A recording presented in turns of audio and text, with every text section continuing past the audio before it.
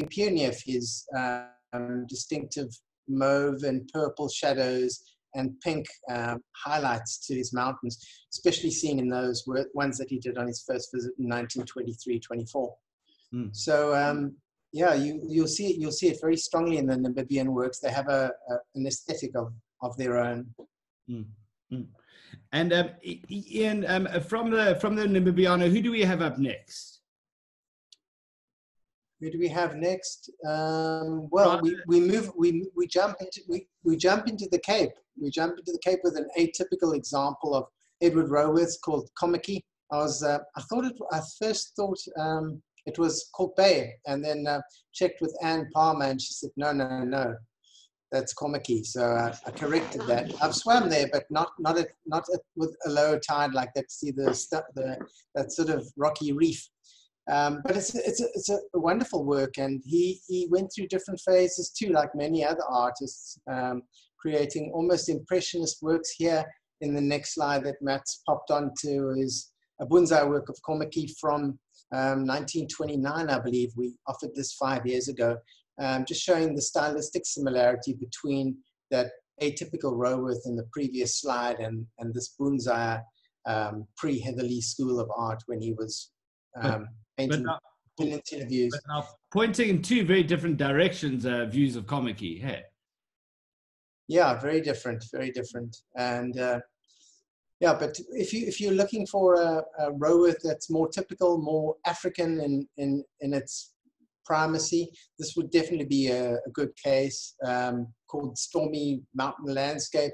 These are my favorite landscapes of his, where the sky is broken and light comes through this brooding landscape, illuminating some of the ridges and facets of the landforms. Now, but yeah, Roworth seems to have gone out of fashion for a period, and this kind of work seems to be, quite a good work for somebody looking to acquire sort of early 20th century pictures. Wouldn't you agree? Yeah, it's a large dramatic work too. I think it's the painting size is 60 by 90 centimeters. It has brooding intensity, and it has a monumental scale, which both of which would, I think, appeal to a collector looking for a picture that's got some presence. Up next, I think we move on to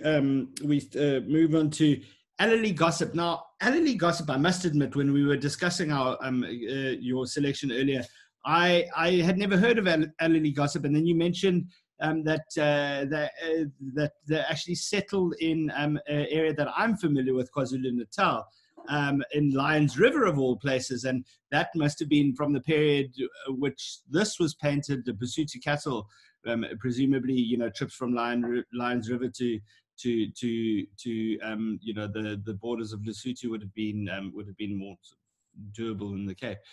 Tell us a little bit about Allerley Glossop, Ian, and who they were. Yeah, she's one of those Edwardian artists who's been, I think to some extent forgotten.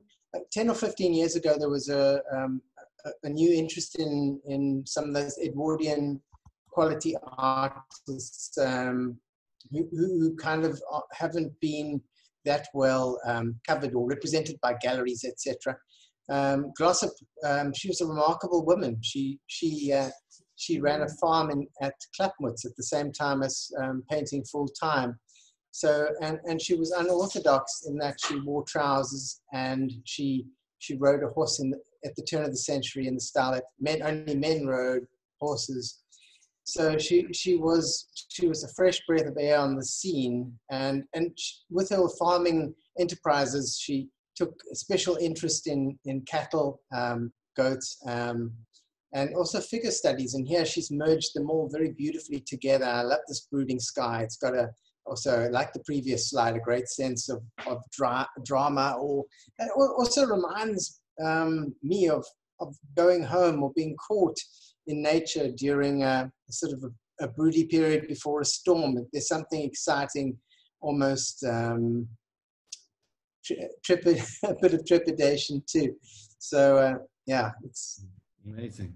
I think we I was really, really intrigued to see this painting because it feels like one of those pictures that sort of pop out at you from the sort of the narrative of art history, sort of often overlooked, but it's quite an amazing story of this independent woman at the turn of the century. It's quite remarkable. Yeah, her paintings of Basutoland, often with people. There are even some with riders who ride the cattle too, like horses. So some sort of strange ones, but there seems to be quite a rich narrative that runs through the Basotho subjects. There's something a little bit different, a bit more charged with a different cultural interface.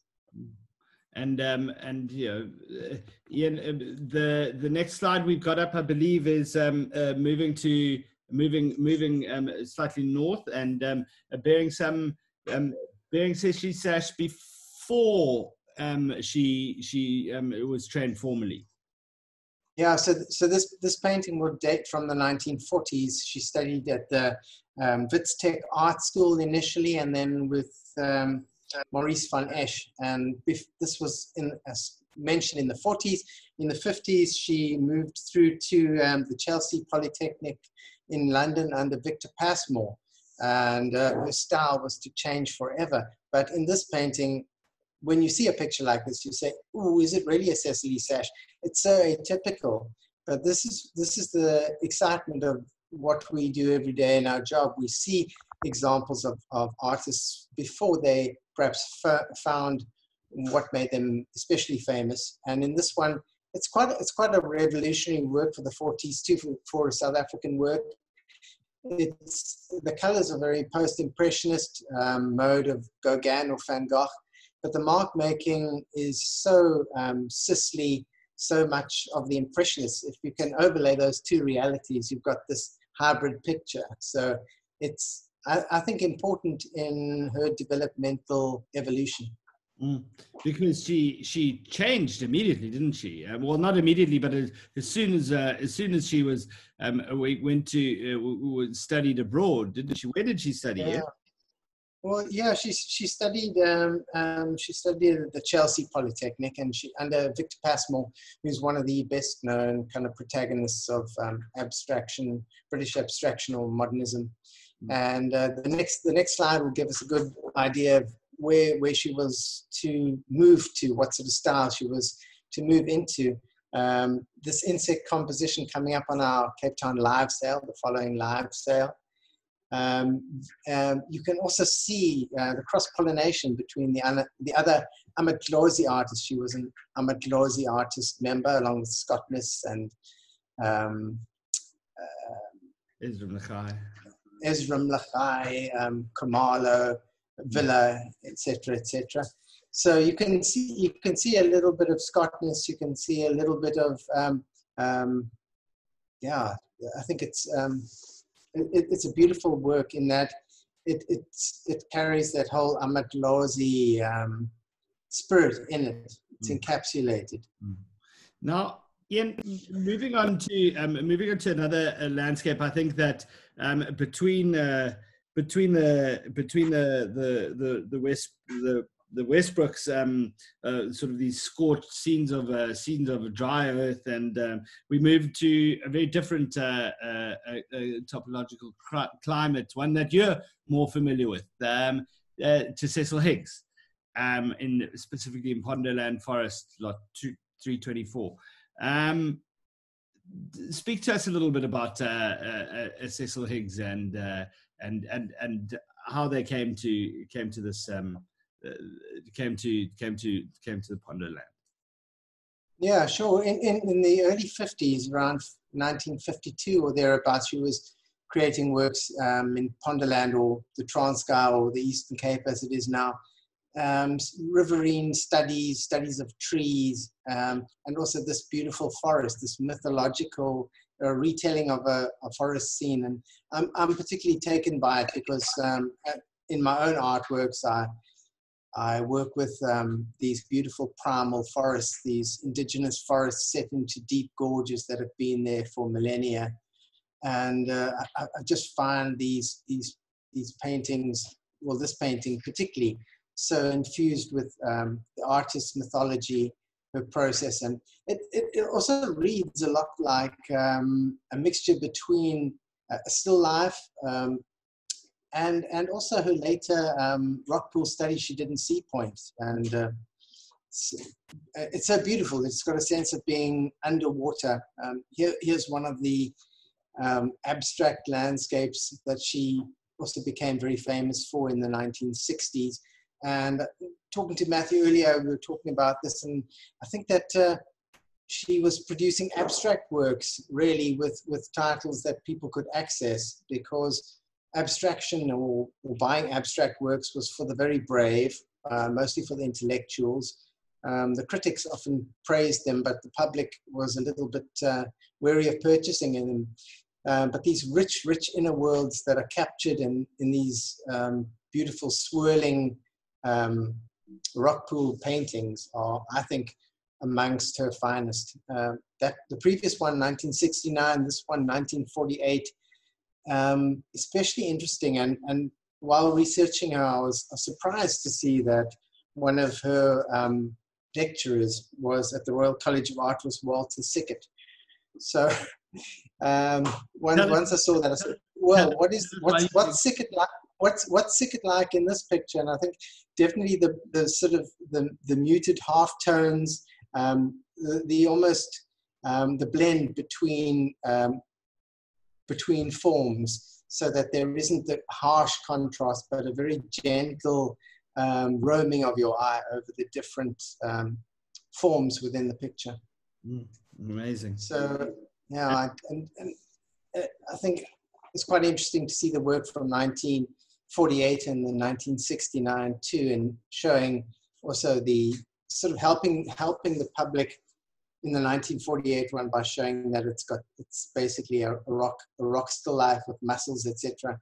And this one, Sea Curl, a lot more difficult, a lot more rhythmical, a little bit more metaphysical, a little. Oh, that's the joy. Every day we get to see these retellings of life by artists, and that's what I love in my job. Now, this work was stood out, I suppose, going from sea back to land again, and also I suppose two very different versions of the coast. To this Andrew Verster, who sadly passed earlier on this year. Let me just, sorry, Ian, I muted you there. Now, this work is special for a number of reasons. Specifically because, as you said, you know, the secrets always lie in the cataloging. You know, all of the secrets, things are often revealed in the cataloging. And you said the inscription here bears noting. Yeah, it definitely does, because when I studied at Technikon Natal, now I think it's the Durban University of Technology, and yeah, in the cataloging it says dated 90, inscribed 3 of 15, and inscribed GH. And GH, I remember him, Greg Hayes. He was a master printmaker who was at the Technikon Natal, and he printed these works actually on site in the litho room. So I remember these being done. And in fact, I used to see the proofs on the newsprint that were left behind in the drawers and think, wow, those are so beautiful. I didn't know too much about Matisse at the time, but I see that, you know, definitely Hockney and Matisse had huge influences on Andrew Verster's output. And this one, it's just part of the works that he produced in the mid to early 90s. Turning Durban into this beautiful, lush paradise. No, but Andrew Verster had two very different sides of Durban, didn't he? And that's also seen because we've got another work on the sale of his also from Durban, and slightly later. And it's interesting to see a stylistic evolution here. Yeah, I think it's united by color and line once again, Matthew. It's quite different in that he and his partner Aidan Walsh, they were very taken with the Indian culture in Durban, and they would go to the temples. Aidan was painting the outsides of the buildings from a distance, and Andrew was capturing these beautiful little cartouches or found objects within. So they're very interesting because the method that they've been done in, that the paint has been almost roughly laid down on the surface and then sgraffitoed with the palette knife. So yeah, they're very intriguing, but very different. In the 1970s, he was doing the Beach Boys, the Surfers, and some architectural studies of Durban. So like all good artists, he evolved through his career towards things that interested him in different ways. Now, Ian, the final work is also, again, I mean, what's been fascinating for me today is been the variety of works that you've been able to demonstrate of artists, you know, moving through these various styles and moments in their career. But now this is specifically with Roworth being, you know, quite an atypical example, but this perhaps is the most striking work that you've identified today. And I actually want to go to the cataloging so we can have a look at the detail here, because it is just quite outstanding and almost sculptural in its definition, and rather from a rather unexpected source as well. William Tillman. Tell us a little bit about who's William Tillman, and why is this such an interesting example?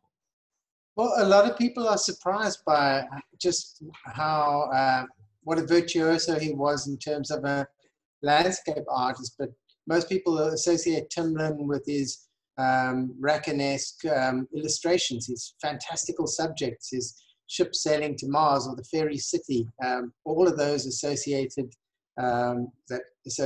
lexicon of imagery. But his landscape, he was a very, very accomplished landscape pastel artist as well as painter. And from being in this business quite a while, I've really been taken with these pastel works and seen them very much standing against quality artists like Guelo Goodman as well as Hugo Naude. I would say those were the other two pastel artists of this period who are of a comparable quality. And you mentioned quite sculptural in its construction, and it very much is. There's a good sense of shadow, form, volume, but I'm very taken with the treatment of the foliage and the sky. It's very lyrical. The subject is fairly prosaic in terms of a farm landscape. I've seen many of them before, but it's the how. In this case, it's the how that interests me. And now you said that you would bravely challenge that this work is comparable to something like who are we looking at here? Yeah, that's a Goodman. That's Silver Trees. That was part of the Labia Trust. We sold that in 2018. That's looking towards the back of Devil's Peak. So that's Bella Goodman. If you skip one on, I'll see another Naude. A Naude work. I mean, almost the Timlin. Would you say almost the Timlin is can compete, or even it stands as a sort of a comparable execution?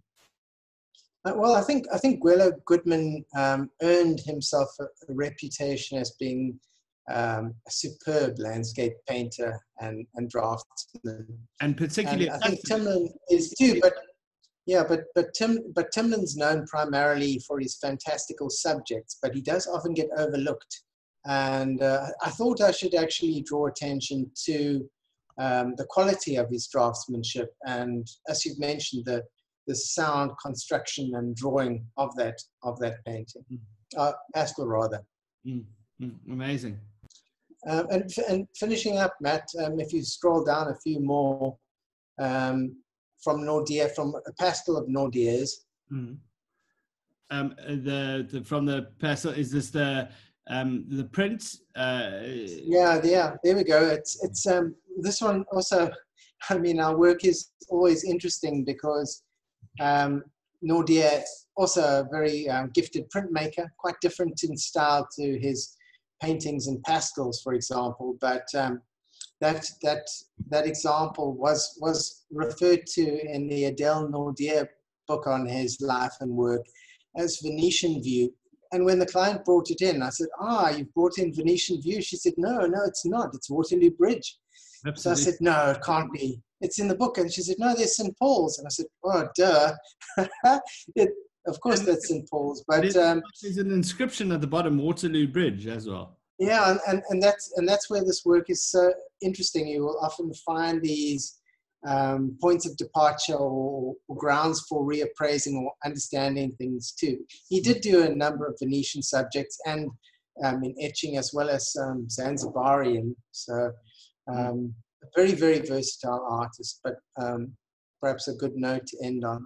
And Ian, are these just out of interest with the Naude works? I mean, he is just sort of known for his work and in the more traditional media of painting. That's obviously the apex for collectors. But tell me, why are these works particularly desirable? As approaching the work with a collector's eye, what attracts you? What attracts you to an example like this? Well, I studied printmaking at art school, so I love the language of mark making. As you probably heard in my kind of understanding of all artworks, but particularly in these prints, they're made up of individual lines that all mesh together to create perspective, form, and life, movement. So why I like it, it's rare. I haven't seen another one of this subject at all. So wow. Yeah, and it's also recording a period in the artist's life, probably around the turn of the century or within 5 or 10 years either side. It's difficult to say for sure, but it's an important work. And also, if you think about what Pierneef etchings or Kentridge etchings sell for, Naude, very, very distinctive and strong pioneering voice in 20th century representation of landscape or figures or buildings. To see a work like that, a rare print, I think it would be good to have it alongside a Maggie Loebscher, Prella, Pierneef. And a nice place to start collecting as well, I suppose. I think so. Yeah, I do think so. Lovely. Ian, so that I'm going to conclude here. I just want to draw your, just while we're talking about we always, ladies and gentlemen, play these scenarios out and look at works of and say would it be desirable. And I think at 3,000 to 5,000 rand, that is a really, really spectacular example, as Ian was just telling us, quite rare from one specialist site to another. That's definitely been a little piece of history that's popped out at me and made me turn my head. I think the rendering of these seagulls, just Ian, while you were talking about the capacity of print to conjure movement, the movement that he's got in these seagulls and the delicacy of the drawn line and the shadow under the wing is something exquisite. It's I suppose it's always this it really gives us an opportunity to look at a work for a little bit longer, and your eye today has definitely pulled me to things I wouldn't have seen before, so that was really, really spectacular, and thanks very much. I'm going to with that we're going to stand on the line until 16:40. Ian, again, thank you so much for giving us your thoughts. I'm going to open up to any chats, so please stay with us, and we will take any queries from our audience. If you like, we can also, if anybody's having difficulty with our website or logging on to BID, or if you'd like to log on to BID, you can address queries to me here privately in the chat function, and we can get somebody from our Joburg or Cape Town offices to pop onto the email if you need a hand with registration or anything like that, or should you require any reports. I'm just also going to use whilst everybody's still around. I'm just going to use this opportunity to remind our audience that's still here of the coming up schedule. Some of you might have joined after the presentation began. Our Zoom talkabouts brought to you by Strauss & Co. Today we were joined by Ian Hunter, who was discussing a selection of 20th century landscapes on our online sale of modern post-war contemporary arts, Asian arts, jewelry and wine. In the Zoom talkabouts for the rest of the week, we're going to run these Zoom talkabouts with our specialists for the duration of the sale. And tomorrow we're going to be joined by Sophie Rees-Froelich and Vanessa Phillips, who are going to talk us through the highlights from the Asian arts and jewelry, specifically 18th and 19th century Keelong export wear from the Keelong period, as well as some highlights from the Scandinavian jewelry, amongst others. So that's going to be really exciting. I think there's even a Star Wars connection. So if anybody's interested, that's going to be on the Scandinavian jewelry section tomorrow, which should be quite a treat. Then Saturday, during this period of isolation, we thought let's stay with you every day during the sale to be here to answer questions and just to I suppose, keep everybody company while I think the specialists have been really cherishing this opportunity to share and bring to highlights the Wilhelm van Rensburg on Saturday is going to be joined by Jean Leclue Theron to talk us through the Wits group of artists. It's going to be also quite insightful. A couple of the Wits group of artists we've got works on our Strauss & Co.'s current online sale. Then Easter Sunday, we're going to be joined by Roland Preen and Hugo Jacobs from Wine Cellar, who are going to talk us through the really quite exquisite selection of wine that we've got in our final session 7. So that's going to be on Sunday, with a very special guest joining us on Monday, all the way from Boston, Massachusetts, is the Pulitzer Prize winning photographer Greg Marinovich, who is going to discuss his portfolio Dead Zone, which is lot number 11 on our sale. A portfolio of 41 photographs from the early 90s, documenting a period of South African transition to democracy. So quite an important living piece of history that we're going to talk through on Monday. Be sure to tune into that if you have the time. And then finally, again, Marion Dixon and Arisha Maharaj from our Joburg office are going to talk us through the colourful and the satirical in works of Norman Catherine and Cyprian Chilokwe, and the fine printmaking tradition of which Ian brought our attention to today. And Ian, that was such a quaint work, really to end on. And I think whilst you drew our attention to some of the more traditional big pictures and technically, I suppose, South African artists, but not really a South African landscape in the Waterloo Bridge. Yeah, it's an interesting work. I'd only seen it in Adele Naude's book on Hugo Naude. So, and also it had the incorrect title on it. So, I was sent a picture of it, and I actually said to the client, "Oh, you're bringing in the Venetian scene," and she said, "No, it's not that. It's Waterloo Bridge." So I sort of thought, "Oh no, well, she must have it wrong." And then it was brought in, and there it was inscribed on it. So that was so interesting. But that's what our job is like every day, isn't it, Matthew? We get surprised every day.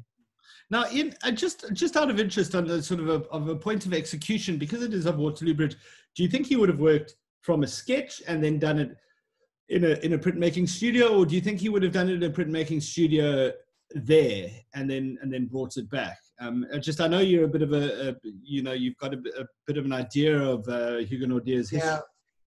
Yeah, it's a hard ground print, so it's not soft ground where you would transfer drawing on or draw onto it in situ.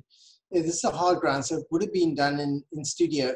Where it was done, whether it was done overseas or here, I couldn't say for sure. It's difficult to say. As I've mentioned, it's tricky to actually date it too, because I think in the 1880s he was studying in Germany, and he studied portrait painting initially. He was working portrait and figural, and then he did do some etching a little later too, before going to Fontainebleau to paint with the Barbizon school artists, which must have been incredible for a guy from Worcester. But we'll be doing a lecture at some point on the life and times and how he became Hugo Naude. So that's all to follow. But I mean, yeah, I'm really interested by the language of expression through different media.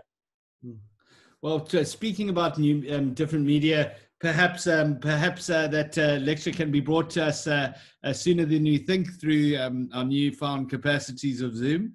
But now, Ian, I hate to scare you. I see you swallowing a big breath of air there. So, but now, ladies and gentlemen, I see the clock has chimed 14:40. So I'm going to let everybody get off to their respective dinners and drinks engagements and the like. I'm just going to conclude again to say thank you very much for joining Strauss and Company today, and our specialists through the week.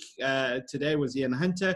Our specialists through the week are coming to you live over Zoom to discuss highlights from our modern post-war contemporary art, Asian arts, jewelry and fine wine online sale that's running through till the 14th of April.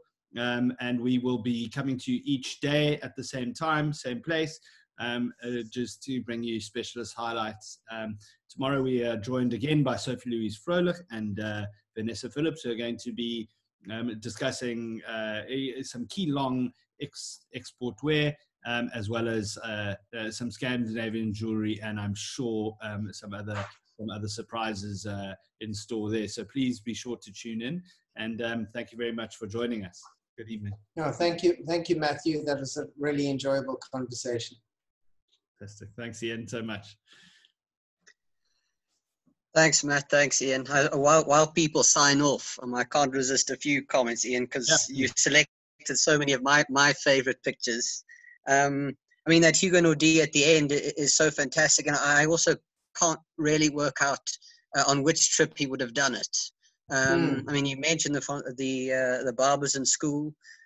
We sold that fantastic picture a few years ago, didn't we, in the Cape Town sale of Grote Skuur, wasn't it? And I think that he painted shortly after a return from Europe, I think in the mid-1890s, I think. Whether it was before or after the fire at Grote Skuur, I can't quite remember. But then he was definitely in Venice in 1913 when he was there as a chaperone. But whether he visited London in 1913 on that trip, I don't know. But again, talking about the quality against the value, it just seems mind-boggling that a work of this quality and of this age, this is well over 100 years old, no matter how we choose to date it, it looks in pretty good condition. So to pick up something like this at 3,000 odd rand just seems crazy. I know. That's precisely what I was saying. I looked at it and thought, wow, that is a real a talking point in a collection. It's I would imagine it's a quaint, tiny little thing, but it is so unique that what a wonderful piece of Naude history, isn't it? I mean, and like that just shows how a guy can, artists also, I find their drawings the most incisive to look at, because you can look at paint can be used to disguise a lot of imperfection, and painting a lot of the time is also used because of its chance and possibility, and obviously it takes a certain amount of skill, but in drawing, and specifically in etching and printmaking, there is to make something seem so effortless yet with such control really reveals the skill of the skill of an artist. And for me, that Naude is just that. It is showing Naude as an utter draftsman in sort of really flawless control of gesture and mark. I think, Matthew, you've got to put your money where your mouth is and put a bid in. Yeah. We'll see. I just took this down when you mentioned the Allerley Glossop, talking about specialists putting their money where their mouth is. This is one of my favorite pictures. Oh, yes. A lovely little Allerley Glossop. It's a very small work. It needs to be cleaned at some point. I think I bought this on a Strauss online sale, I think for maybe 2,000 or 3,000 rand. And again, bearing in mind its age, most likely over 100 years old, an important artist. A bit of a steal, I think. And then Ian, one or two other things. Firstly, that Lake Edward Senils is unbelievable. It's one of the best Senils I've ever seen. It's a really fantastic picture. And then also you spoke a little bit about Johannes Blatt, and Matt sort of asked why on earth a picture of that kind of quality. Yes, that one. I absolutely love that painting. It's fantastic. Yeah, Lake Edward. Yeah. But back to Johannes Blatt and why on earth his prices are so low. And similarly, Axel Ericsson and Ian, you and I have been lucky enough to go and do valuations and visits in Namibia. And I think one of the reasons is quite simply there are many of these examples in Namibia, and quite frankly, nobody wants to sell them. They're too important to collectors. And more often than not, they've been in collections for 2 or 3 generations, and people just have no interest whatsoever in parting with them. And I suppose because of that, they're not nearly as well known and as well respected and as well collected as they should be, especially here in South Africa. So I had a client the other day who had a little one they were wanting to offer, slightly bigger than this one. Beautiful. It was also a mountain range. I think it possibly was Irongo range, or Brandbach, not Brandbach, Irongo definitely. And we would have given a similar estimate, I think 5 to 7, or slightly bigger, maybe 6,000 to 8,000 thereabouts. And they came back to me and they said they'd been contacted by a big collector in Namibia, and the figure that they'd been offered there was closer to 20. So that surprised me, because I always believe that Namibian collectors do bid on our sales, and I think they do. But that the market, sometimes there's a variation in values, and like you said, perhaps they don't leave the collections. They're part of the cultural inheritance of the family or the city, Yeah, well, I know I've tried and failed to consign a whole lot of them in the last few years. People aren't too keen to move them on. I suppose, does that rarity, does it make it, does that, in your mind, and I suppose I'm asking for the benefit of collectors around me, but would you, around us here, but would you say, does that rarity to market, does that make the object more desirable, or do you think you could pick it up for a bit of a bargain just because there's been so few that people aren't really necessarily aware of its importance and sort of standing historically? I think that we do get a lot of works that we put on our sales that are we see the historical significance, and perhaps that doesn't always marry with large value. So it's always heartening when we do offer these rare, lovely things for the bidding to be lively and for the end result to be a decent one, so we can reappraise actual demand for a particular style or medium. Or Al, what do you say? Yeah, I mean, I agree. You know, atypical or very rare works can or tend to go sort of in opposite extremes. You know, they can either go really under the radar and sell for very, very little, or there can be a few people that recognize their importance and they make a lot of money. I mean, very generally, of course, when we value artworks, we are looking at a consistent auction history or a consistent auction precedent. And with a lot of these Namibian artists in particular, there's a very insignificant auction history. We simply don't really have the price points and the data to feel comfortable, you know, setting guidelines in many cases. And in those instances, we often have to go a bit on gut feel and ultimately let the market decide. But I think it is a shame that there are still so many fantastic artists out there that come to auction so infrequently that very few people know about them. You know, I think it is a bit of a shame sometimes in the South African market that people tend to just buy familiar names and sometimes aren't confident enough to buy on historical significance or quality. You know, they just want to be able to recognize well-known artists with very established auction histories. And I think that is sometimes a bit of a shame in our local market. Absolutely. I suppose the market is opening up more and more, and we're seeing you know, new names coming to market all the time, which is incredibly encouraging in this day and age. And I suppose are seeing those records being rewritten, you know, with each sale, really.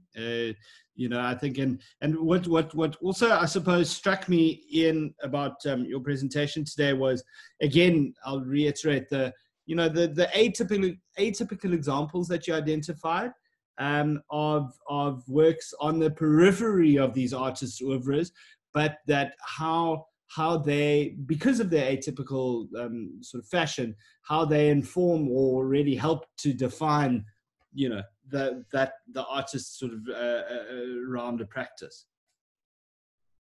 Yeah, it's so interesting because each work tells a story. It's a narrative.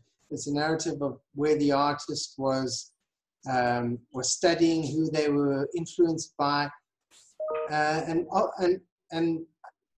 that's always the interesting thing too. I'm saying interesting art, but that's how they. You'll see something and you think, is this by that artist? You'll do the research, you'll find out, you check on the provenance, etc. Yeah, and like the person we were 20 years ago and couldn't solve certain problems, we've worked out how to do it now. And so it is with artists. They perhaps start off being stuck or working in a particular place, and then moving through it into a completely different area, but it still makes that point of departure so interesting, or so influential as a departure point. Great, yeah, thanks so much, Ian. That was brilliant. Thanks so much. Thanks, so I see we're going up to 16:55, so I've gone over my bracket. So I'm going to say thank you to everybody for joining us. Thank you to our specialists. Thank you to Ian. Thank you to Al for those words, and to everybody joining us from around the country. It's really special to have you here. And please be sure to tune in again tomorrow for Sophie Louise Froelich, joined by Vanessa Phillips, co-managing director at Strauss & Company, for our online talks on our sale of modern post-war contemporary art, Asian arts, jewelry, and wine, which is our online sale running until the 14th of April 2020. Thank you again so much for joining us, ladies and gentlemen, and have a good evening. Thank you. Thank you.